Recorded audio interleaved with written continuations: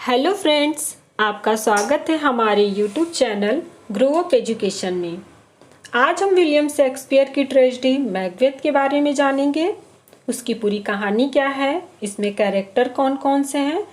लेकिन इससे पहले अगर आप मेरे चैनल पर नए हैं तो चैनल को सब्सक्राइब कर लें और वीडियो अच्छी लगे तो इसे लाइक कर दें। तो स्टार्ट करते हैं। विलियम शेक्सपियर की ट्रेजेडी मैकबेथ पहली बार परफॉर्म किया गया था 1606 ईस्वी में। इसका जो सेंट्रल थीम है blind ambition for sovereign power है। मेन कैरेक्टर्स की बात करें तो मैकबेथ जो कि प्ले का हीरो है, लेडी मैकबेथ प्ले की हीरोइन, बैंको, मैकडफ, किंग डंकन जो कि स्कॉटलैंड का राजा होता है, मैलकॉम जो कि राजा डंकन का पुत्र है। कहानी है स्कॉटलैंड की। स्कॉटलैंड में एक राजा था किंग डंकन। उसका एक लॉयल जनरल था मैकबेथ। मैकबेथ साहसी वीर सैनिक था। उसकी वीरता व साहस से खुश होकर राजा ने उसे ग्लेमिश शहर की जागीर का संरक्षक बनाया हुआ था।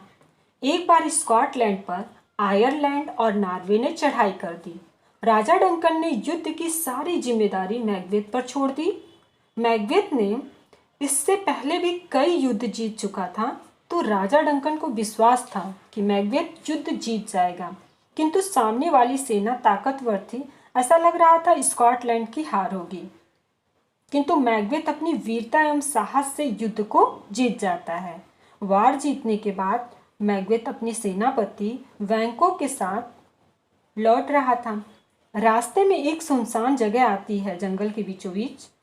मैकबेथ अपने आदमी से कहता है कि हमें सूरज छिपने से पहले इस जगह से बाहर निकल जाना है, लेकिन सूरज छिप ही जाता है।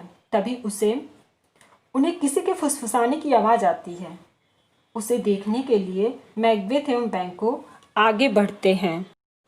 वहाँ उन्होंने देखा 3 विचेस आपस में बातें करती हैं। उन्हें देखकर मैकबेथ डर जाता है। तभी एक चुड़ैल बोलती है, ग्लेमिश के संरक्षक मैकबेथ, डरो मत। तभी दूसरी चुड़ैल ने कहा, कोडर के स्वामी मैकबेथ, हम तुम्हारा स्वागत करती हैं। और फिर तीसरी चुड़ैल ने कहा, स्कॉटलैंड के होने वाले राजा, हम तुम्हारा स्वागत करते हैं।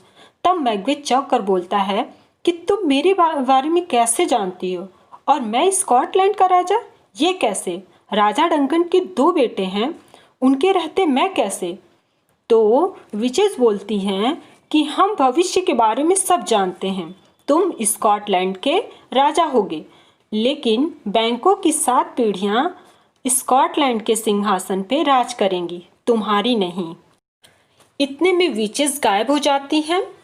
मैकबेथ और बैंको आपस में बातें करने लगते हैं। तभी सामने से 2 लोग आते हुए दिखाई देते हैं। बैंको मैकबेथ से कहता है, ये तो रॉस और एंगस हैं। रॉस और एंगस स्कॉटलैंड के अधिकारी हैं। पास पहुंचकर एंगस मैकबेथ से कहता है कि राजा डंकन का आदेश है कि मैं तुम्हें कॉडर का मालिक कह के बुलाऊं। मैकबेथ और बैंको सोचते हैं कि विचेस की भविष्यवाणी तो सच हो रही है।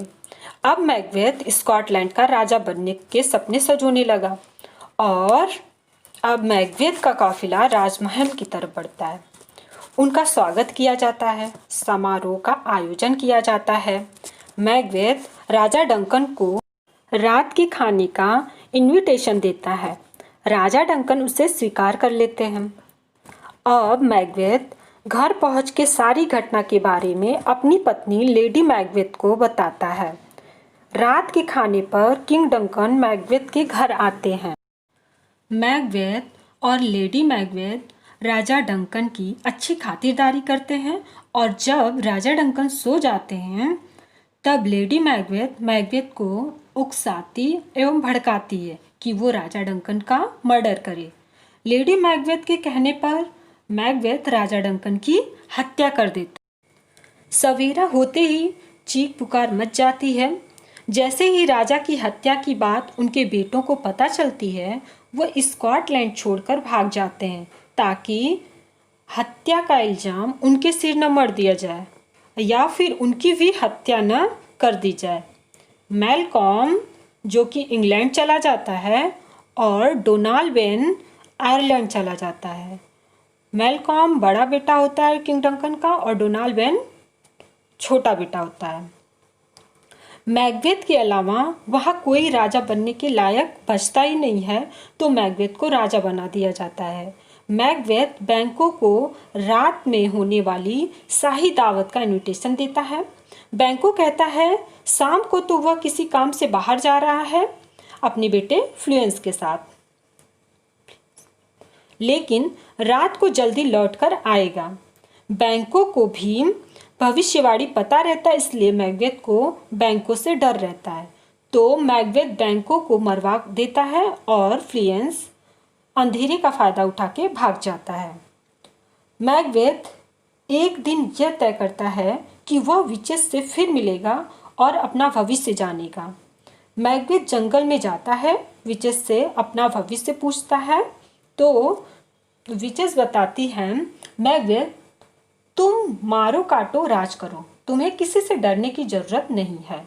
मैकबेथ ने पूछा मेरे राज्य का अंत कब होगा, तो वो बताती हैं कि विरनम का जंगल तुम्हारे खिलाफ उठ खड़ा होगा और वो डस्टिनेंस कासल की ओर बढ़ने लगेगा, तब तुम्हारे राज्य का अंत होगा। और मैकबेथ को एक भविष्यवाणी और बताई जाती है कि मैकबेथ को वही मार सकता है जिसे उसकी माँ ने पैदा न किया हो, अर्थात समय से पहले जो बच्चा पैदा हो गया हो। तो इधर जो मैलकॉम होता है राजा डंकन का पुत्र, वो इंग्लैंड के राजा किंग सीवार्ड जो कि मैलकॉम का साथ देते हैं, और मैकडफ मैकबेथ के खिलाफ युद्ध की तैयारी कर रहे थे। मैकबेथ मैकडफ के परिवार को भी मरवा देता है।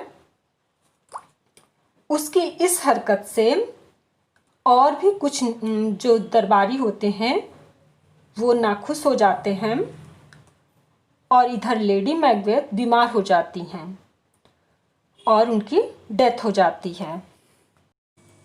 मैकबेथ बिल्कुल अकेला पड़ जाता है और दुश्मनों की संख्या अधिक। मैकबेथ अपने 2-4 दरबारियों को लेकर स्कॉटलैंड के जंगल, जिसका नाम बिरनम वुड था, के बीचों बीच बने डस्टिनेंट कासल में रहने लगा। यह बात सभी को पता चल गया कि राजा डंकन की हत्या मैकबेथ ने किया है और लोग अपने ऊपर पत्तियां टहनियां लगाकर डस्टिनेंट कासल की ओर बढ़ने लगे। मैकबेथ का एक सैनिक भाग कर जाता है और मैकबेथ को बताता है कि जंगल हमारी तरफ बढ़ रहा है। मैकबेथ को विचेस की भविष्यवाणियां याद आ गईं। इतने में ही मैकबेथ के सामने मैकडफ आ गया। वो एक सिजेरियन चाइल्ड था। मैकडफ मैकबेथ को मारकर अपने फैमिली का बदला ले लेता है। स्कॉटलैंड का अगला राजा मैलकॉम को बना दिया जाता है। मैलकॉम के बाद बैंको की 7 पीढ़ियां स्कॉटलैंड पर राज करती हैं। इस तरह स्टोरी का एंड हो जाता है। Thanks for watching my channel and take care.